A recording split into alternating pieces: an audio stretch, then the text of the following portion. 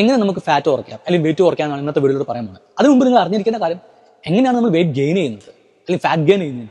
ഇന്നലെ ഞാനൊരു 3 പ്രിൻസിപ്പിൾ പറഞ്ഞില്ലേ, കാലറി ഇൻ ആൻഡ് കാലറി ഔട്ടിന്റെ. ഇനി വരുന്ന 2-3 വീഡിയോസ് നിങ്ങൾ കണ്ടിന്യൂസ് ആയിട്ട് കാണാൻ ശ്രമിക്കാം. അതിൽ ഞാൻ പറയുന്നുണ്ട് കാലറി സർപ്ലസ് ചെയ്യുന്ന സമയത്താണ് നമ്മൾ വെയിറ്റ് ഗെയിൻ ചെയ്യുന്നത്. എല്ലാവരും വിചാരം റൂട്ട് കോസ് എന്ന് പറയുന്നത് കാലറി സർപ്ലസ് ആണ്. കാലറി സർപ്ലസ് എന്ന് പറയുന്നത് സിംറ്റം ആണ്, അതിന്റെ എഫക്റ്റ് ആണ് വെയിറ്റ് ഗെയിൻ എന്ന് പറയുന്നത്. എന്താണ് കാലറി സർപ്ലസ്? നമ്മൾ ഉദാഹരണത്തിന് നമ്മൾ തിയേറ്ററിൽ പോവുകയാണ്, ഫിലിം കണ്ടുകൊണ്ടിരിക്കുകയാണ്, ഇപ്പോൾ പോപ്കോൺ വാങ്ങി തിന്നുകൊണ്ടിരിക്കുകയാണ്. നമുക്ക് വയറ് നിറഞ്ഞാലും നമ്മൾ പോപ്കോൺ തിന്നുന്നില്ലേ? അതൊരു കാലറി എക്സസ് എമൗണ്ട് ഓഫ് ഫുഡാണ്, ഓവർ ഈറ്റിംഗ് ആണ്. പിന്നെ നമ്മൾ 2 ഫ്രണ്ട്സും കൂടി പുറത്ത് പോയി, ഹോട്ടലിൽ പോയി പൊറോട്ടയും ബീഫും കഴിച്ചു. മുട്ട നമ്മൾ തിന്ന് വയറ് നിറഞ്ഞ് ഫുള്ളാണ്. ഇപ്പോഴൊരു പൊറോട്ട ബാക്കിയുണ്ട്, നമ്മൾ എന്ത് ചെയ്യും? കളയോ അല്ലെങ്കിൽ പാർസലോ? ഇല്ല, ഒരു പൊറോട്ടയും കൂടി ബാക്കിയില്ല, നമുക്ക് 2 ഹാഫ് ആക്കാന്ന് പറയും.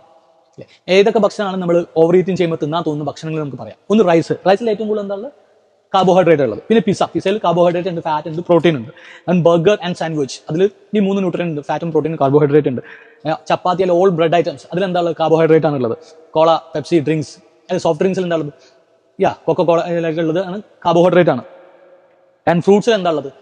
കാർബോഹൈഡ്രേറ്റ് ആണ്. നൂഡിൽസിൽ എന്താ? ഇപ്പം എല്ലാവരും കഴിക്കുന്ന ഭക്ഷണം നൂഡിൽസ് എന്ന് പറയും. അതിലെന്താ ഉള്ളത്? കാർബോഹൈഡ്രേറ്റ് ആണ്, ഫാറ്റ് ആണ്, പ്രോട്ടീനും ഉണ്ടായത്. ഇനി നമ്മൾ അടുത്തൊരു ടെസ്റ്റ് ചെയ്യാൻ പോകും, ഹങ്കർ ആൻഡ് സഡേറ്റീവ് ടെസ്റ്റ് എന്ന് പറയും. നമുക്ക് വിശക്കുമ്പോൾ തിന്നാൻ തോന്നും ഫുഡും വിശപ്പ് മതി എന്ന് പറയുന്ന ഫുഡുമാണ് ഈ ടെസ്റ്റ് എന്ന് പറയുന്നത്. ഇനി പ്രോട്ടീൻ എടുക്കാം. വിശക്കുന്ന സമയത്ത് നമുക്ക് തിന്നാൻ തോന്നാറുണ്ട്, ഉണ്ട്, ആ ടെസ്റ്റ് പാസ്സായി, ഹങ്കർ ടെസ്റ്റ് പാസ്സായി. ഇനി മതി നമുക്ക് തോന്നാറുണ്ട് പ്രോട്ടീൻ. വേ പ്രോട്ടീൻ ഉള്ള ആൾക്കാരാണെങ്കിൽ നിങ്ങൾ 5-6 സ്കൂപ്പ് വേ പ്രോട്ടീൻ ഇടുക, എന്നിട്ട് നിങ്ങൾ ഡ്രിങ്ക് ചെയ്ത് നോക്ക്. നിങ്ങൾ ഒരു പോയിന്റ് കഴിയുമ്പോൾ നമുക്ക് മതി എന്നുള്ള ഫീൽ തോന്നും. അത് കുടിച്ചാൽ നിങ്ങൾ ഒരു സ്കൂപ്പ് വേ പ്രോട്ടീൻ കൊണ്ട് ഇട്ട് കഴിഞ്ഞാൽ നിങ്ങൾ കുടിക്കാൻ ശ്രമിച്ചാൽ നിങ്ങൾക്ക് ഛർദ്ദിക്കാൻ തോന്നും. അതായത് പ്രോപ്പറായിട്ട് നമുക്ക് അവിടെ വർക്ക് ചെയ്യുന്നുണ്ട്. മതി, നമ്മൾ ഫുഡ് കഴിച്ചു കഴിഞ്ഞാൽ നമുക്ക് വയറ് നിറഞ്ഞാൽ മതി എന്ന് പറയും ബോഡി. ഇനി ഫാറ്റ് എടുക്കുക, എഗ് യോക്ക് എടുക്കുക. എന്താണ് എഗ് എടുത്തതെന്ന് പറഞ്ഞാൽ ഫാറ്റ് എഗ് യോക്ക് ഏറ്റവും കൂടുതൽ നിങ്ങൾക്ക് ഈസി ആയിട്ട് മനസ്സിലാവുന്നതുകൊണ്ടാണ്. ഒരു 8 എഗ് വെച്ച് നിങ്ങൾ വയറ് നടന്നു വിചാരിച്ചോ, നിങ്ങൾക്ക് ഒരു 6 എഗ് കൂടി തന്നു കഴിഞ്ഞാൽ നിങ്ങൾക്ക് തിന്നാൻ പറ്റില്ല. കാരണം നമുക്ക് കഴിഞ്ഞാൽ വിശക്കുന്ന സമയത്ത് നമുക്ക് എഗ് തിന്നാൻ തോന്നിയാലും വയറ് നിറഞ്ഞു കഴിഞ്ഞാൽ പിന്നെ കൂടുതൽ എടുക്കാൻ പറ്റില്ല. അത് സഡേറ്റീവ് ടെസ്റ്റ് അതും പാസ്സായി. ഇനി കാർബോഹൈഡ്രേറ്റ് എടുക്കുക. കാപ്സ് നിങ്ങൾ തിന്നു തുടങ്ങുക, വിശക്കുന്ന സമയത്ത് നമുക്ക് കാപ്സ് തിന്നാൻ തോന്നി, യെസ്, ഹങ്കർ ടെസ്റ്റ് പാസ്സായി. പക്ഷെ ഒരിക്കലും മതി എന്ന് പറയുന്നില്ല. നമുക്കൊരു ഹാഫ് ബിരിയാണി മേടിച്ച് അല്ലെങ്കിൽ ഫുൾ ബിരിയാണി മേടിച്ച് ഹാഫ് നമ്മൾ തിന്ന്, ബാക്കി പകുതി ഉണ്ട്, നിങ്ങൾ അത് സ്റ്റോപ്പ് ചെയ്യും? ഇല്ല, നിങ്ങൾ അത് എങ്ങനെയെങ്കിലും കംപ്ലീറ്റ് ചെയ്യാൻ നോക്കും. പുറത്തോ ഹോട്ടലിൽ പോയി ഫുഡ് കഴിക്കുന്ന ആൾക്കാരാണെങ്കിൽ അറിയാം, നമ്മൾ ഉച്ചയ്ക്ക് ചോറ് വാങ്ങി തിന്നു, അപ്പോൾ പൈസ കൊടുക്കുന്നില്ലേ, കുറച്ചുകൂടി ചോറ് വാങ്ങി തിന്നാ 1, 2, 3 കറണ്ട് ഇട്ട് തന്ന ആൾക്കാരുണ്ട്.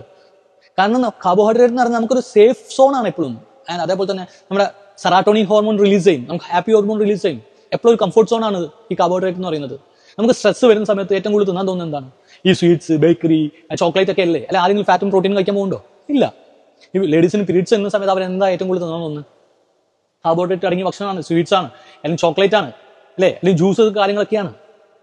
നിങ്ങൾ മനസ്സിലാക്കേണ്ട കാലറി സർപ്ലസ് എങ്ങനെയാണ് നിങ്ങൾക്ക് വരുന്നത്? നിങ്ങളുടെ കാർബോഹൈഡ്രേറ്റ് ആണ് വില്ലൻ എന്ന് പറയുന്നത്. അതാണ് നിങ്ങളെ കൊണ്ട് ഇങ്ങനെ തീറ്റിച്ചുകൊണ്ടിരിക്കുന്നത്. അപ്പോൾ മെയിൻ വില്ലൻ എന്ന് പറഞ്ഞാൽ carbohydrate, excess amount of carbohydrate ആണ്. സത്യം പറയുകയാണെങ്കിൽ കാർബോഹൈഡ്രേറ്റ് നമ്മുടെ ഫുഡല്ല. അത് നിങ്ങൾ ഇപ്പോഴെങ്കിലും ഒന്ന് മനസ്സിലാക്കുക. കാർബോഹൈഡ്രേറ്റിന് അഗേൻസ്റ്റ് അല്ല ഞാൻ. യെസ്, നിങ്ങൾക്ക് ഫുഡ് കഴിക്കാൻ ടേസ്റ്റിന് വേണമെങ്കിൽ കുറച്ച് കാർബോഹൈഡ്രേറ്റ് ഒക്കെ എടുക്കാം. എപ്പോഴും ഞാൻ 0 കാർബ്സ് എടുക്കാൻ പറയുന്നില്ല. പക്ഷെ മെയിൻ കോഴ്സ് എന്ന് പറയുന്നത് നിങ്ങളുടെ ബോഡി ഇങ്ങനെ ആക്കുന്നത് കാർബോഹൈഡ്രേറ്റ് ആണ്. ആരെങ്കിലും ആലോചിച്ചിട്ടുണ്ടോ എന്തുകൊണ്ടാണ് നാച്ചുറലി പ്രകൃതി യൂണിവേഴ്സൽ പവർ നമുക്ക് ഫാറ്റിന് 9 കലോറി തന്നതും പ്രോട്ടീന് 4 കലോറി തന്നതും കാർബ്സിന് 4 കലോറി തന്നതും? എന്നിട്ട് വെറുതെ ഒരു അക്ക ഇട്ടതല്ല അവിടെ. അതിന് ബിഹൈൻഡിൽ പ്രകൃതി യൂണിവേഴ്സൽ ഒരു പവർ ഉണ്ട്. അടുത്ത വീഡിയോയിൽ എന്തിനാണ് നമുക്ക് ഫാറ്റിന് 9 കലോറി തന്നതെന്നും എന്താണ് ശരിക്കും ഹ്യൂമൻസിന്റെ ഫുഡ് എന്നും ഞാൻ നിങ്ങൾക്ക് പറഞ്ഞ് മനസ്സിലാക്കി തരാം.